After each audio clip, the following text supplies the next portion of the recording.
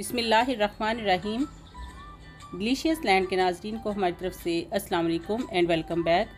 आज मैं बना रही हूँ कद्दू का हलवा। बहुत ही टेस्टी और हेल्दी होता है और बहुत सारे लोगों का मनपसंद है। इसका बनाना बहुत आसान है, बहुत ही टेस्टी और बहुत फ़ायदेमंद ये हलवा होता है। तो मैं कैसे बनाती हूँ, मेरी रेसिपी को नोट कीजिए और इसको ट्राई करने के बाद इंजॉय कीजिए ताकि आपको मज़ा आए इस मज़ेदार सी यम्मी सी सीज़नल डिश का। लौकी क्योंकि सीज़नल है, आजकल गर्मियों का मौसम है। लौकी और कद्दू, इसको कई जगहों पे कद्दू कहा जाता है, कई जगहों पे लौकी। ये बहुत ही अच्छी सब्ज़ी है, बहुत फ़ायदेमंद है। हमारे प्यारे नबी हज़रत मोहम्मद सल्लल्लाहु अलैहि वसल्लम की फ़ेवरेट है। तो क्यों ना इस मुबारक सब्ज़ी को इंजॉय किया जाए, इसके फ़ायदों से फ़ायदा हासिल किया जाए। कद्दू को छील लिया है और अब हमने इसको ग्रेट कर लिया है। ग्रेट करने के बाद इसमें ऐड करेंगे दूध और फुल आंच पे इसको पकाएंगे। कद्दू जो है वो 1 किलो है और 1 लीटर मैंने इसमें दूध ऐड कर दिया है। तो तब तक हमने इसको पकाते रहना है जब तक कि जो इसके अंदर हमने दूध ऐड किया है वो सारा ड्राई हो जाए। फुल आंच पे पकाएंगे तो ये जल्दी तैयार हो जाएगा और आपको बहुत ज़्यादा मेहनत नहीं करनी पड़ेगी। आप बर्तन खुला लें, यानी कढ़ाई वगैरह में बनाएं। और अगर कढ़ाई नॉन स्टिक हो तो आपको बहुत ज़्यादा हिलाने की भी ज़रूरत नहीं पड़ेगी, यानी नीचे बिल्कुल भी नहीं लगेगा। लेकिन फिर भी बीच बीच में आप हिलाते रहिए। और फिर जब दूध आधा खुश्क हो जाएगा तब मैं इसमें ड्राई मिल्क डालूँगी। ड्राई मिल्क मैंने 4 टेबलस्पून लिया है। थोड़ा सा दूध लेंगे इसमें फ़्रेश वाला, ताकि इसको मिक्स करके इसका लिक्विड बना लें।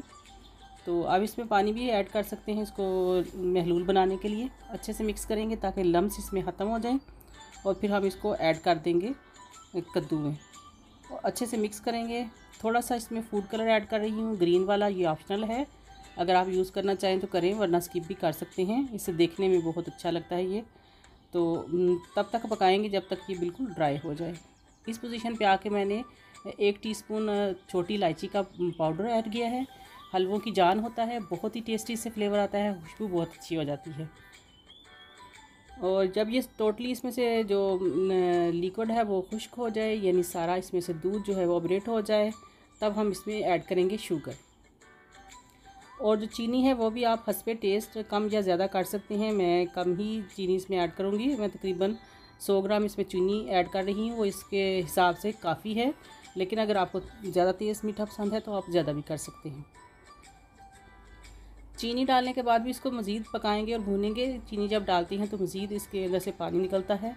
तब जब पानी खुश्क हो जाए इसमें डाल देंगे देसी घी। 4 टेबलस्पून में इसमें देसी घी ऐड कर रही हूँ। आप इसमें मक्खन भी यूज़ कर सकते हैं या कोई वेजिटेबल ऑयल जो कि आपको अच्छा लगे उससे भी पका सकते हैं। हलवों में देसी घी बहुत अच्छा लगता है, बहुत टेस्टी बनता है इससे, तो मज़ा दुबाला हो जाता है। इसलिए मैं यही प्रेफर करूँगी कि अगर हो सके तो देसी घी डालें।